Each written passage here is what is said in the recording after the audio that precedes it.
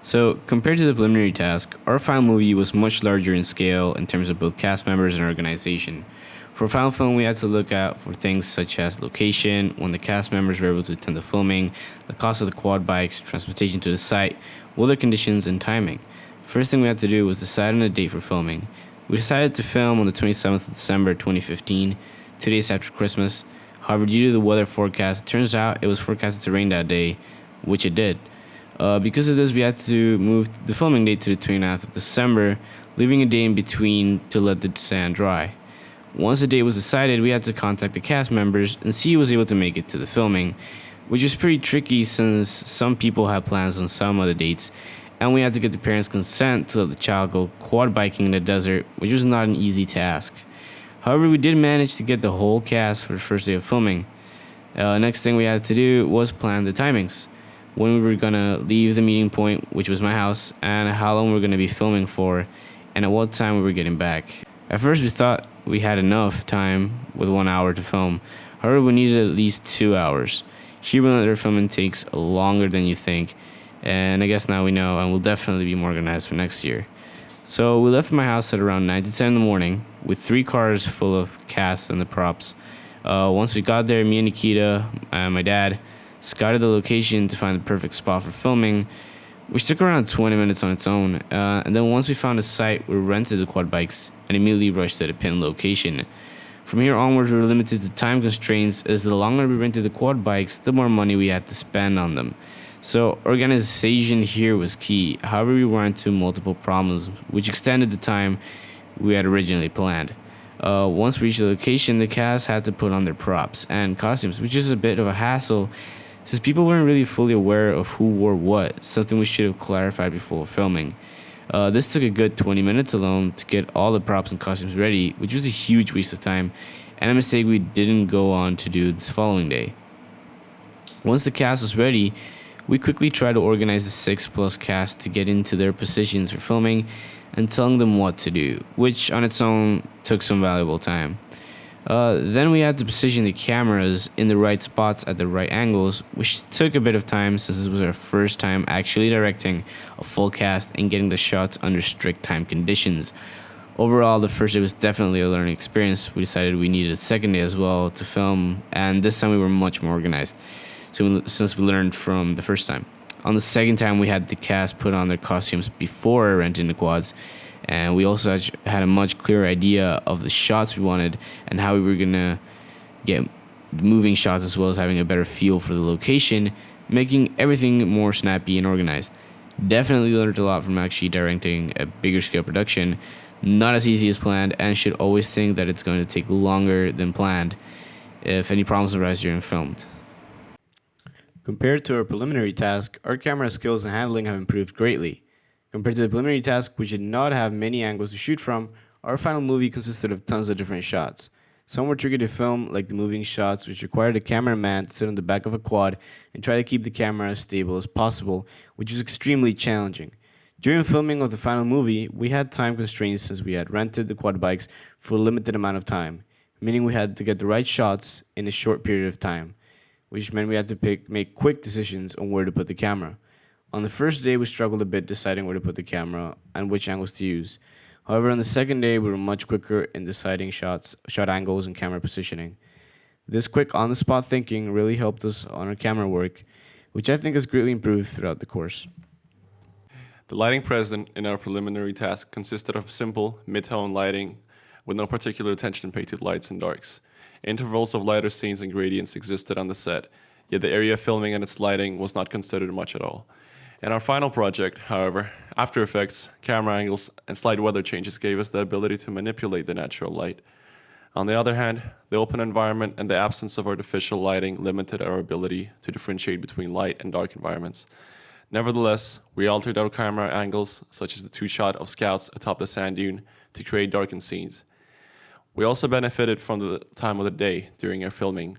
Although we planned out the filming timing very accurately, coming early in the morning where visibility was perfect for the shooting, slight changes in weather, for example, clouds moving by, gave us the ability to record brighter and dimmer shots. Digital effects gave us the ability to insert artificial lighting, which mostly consisted of lens flare, a quite professional looking effect present on the digitally crafted telescope crosshair and a few other shots. In fact, it could have been the absence of artificial lighting on the set of the film, which led me to discovering digital effects, ultimately boosting my knowledge of After Effects. Sound is a very important part of the finished project because it can really change the experience of the viewer. For the preliminary task, we try to make the voices as clear as possible. However, we did not use a professional microphone. Instead, we used the camera's internal microphone, which was not ideal. For the final film, we had many more factors than voice to worry about. We needed the quad bike's engine sound, shooting sound effects with guns, blood sound effects for when the characters were shot, and also the ambient wind noise of the desert. For the final movie, we also used the camera's microphone. However, we had a better camera this time, and the integrated microphone was pretty decent since there was no dialogue in our film opening. However, in the final finished product, we mainly resorted to audio effects from the internet in order to get the gunshot sounds and make them as realistic as possible. Another big part of sound is choosing the soundtrack we're going to use. This is not an easy task, and especially with the problem of finding good quality, royalty-free music. So we definitely learned a lot of where to find these audio effects and soundtracks on the internet. After filming the preliminary task, we, as a group, began editing this simple piece. To accomplish the task of editing, we were limited to Apple's iMovie due to our tight time schedule and the program's simplicity. iMovie is an application which I've had loads of experience with in the past, preventing me from having to get used to the program. I obtained all my footage from the camera, selected the usable footage, and imported it into the application. After placing each shot correctly on the timeline, I began cutting shots, shortening them, and adding preset title sequences. This is something I had been familiar with in the past.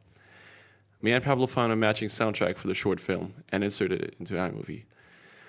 I then had to decrease and increase the sound level based on what was happening in the clip, such as lower sound levels when dialogue was present in the place, and higher sound levels to emphasize the action or comedic events.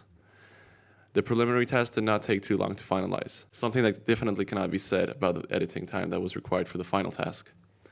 This leads on to the editing process of the film intro, which differentiates quite a lot from the way the preliminary task was edited.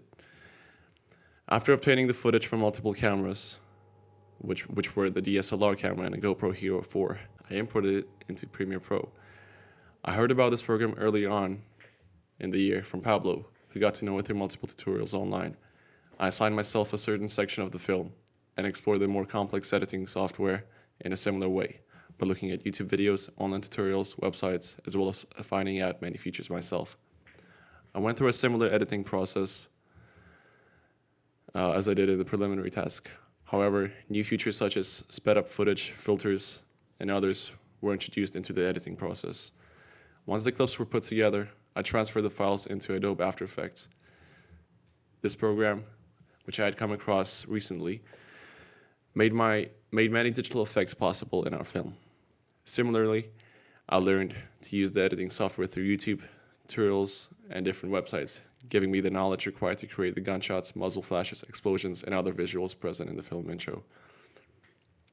I had to practice creating these effects in my own time and for fun throughout the year, slowly getting better and creating better visuals. I created short visual sequences on After Effects, testing our bullet impacts and muzzle flashes on the weapons I had created. Needless to say, the visual effects present in our film still require much improvement to achieve the realisticity level we desire. Not much attention was paid to mise-en-scene in our preliminary task. We were limited to the school area, which did not give us a lot of choice for a film setting. We were, however, given a choice of costumes, giving us the ability to dress Gunther up in ridiculous outfits to present him as a fashion-obsessed celebrity. I thought it would be a good idea to add makeup tools and have Jack use them to add the fabulous element to our character. The NVC in our preliminary task was quite on point, having Gunther suddenly wave his hands around during the talk, while the reporter would move around with more authority. The color of film was not altered in any way through editing, as we had no experience with this film of editing at this point. In our final project, however, we were given the freedom to pick a film setting. After carefully planning out the film's theme, looking at possible areas which would match our genre's criteria, and foreseeing the practicality of these locations, we were able to come up with the desert setting for our post-apocalyptic film genre. Having traveled to the chosen area beforehand, we were able to take photos of the future set, giving us the ability to plan out our storyboard accordingly. To match our genre, we had to come up with costumes for expanded cast. I researched the costumes using films such as The Book of Eli, the Mad Max series, Star Wars, and video games such as Fallout. After obtaining enough ideas and inspiration, I put my creativity to the test, using simple materials such as cloth, cardboard, rubber, and different plastics to create the post-apocalyptic rags and armor. I connected different parts using hot glue gun, super glue, and duct tape. I had knowledge of these crafting methods beforehand from online tutorials and personal experience. The props, mostly consisting of weapons, were done using similar crafting methods. However, I had to melt down and cut PVC pipes to create certain parts for the weapons. This is something I also learned from online tutorials. In the final film, NVC was not particularly our main focus in the mise-en-scene spectrum. An example of NVC in our final film included the telescope pan over scene, which had to be retaken multiple times to achieve the dramatic effect we needed. The discovery of After Effects and Premiere Pro led me to altering the color scheme in our final movie. As a group, we experimented and improved our visual effects skills by the end of the project through the exploration of these two editing softwares.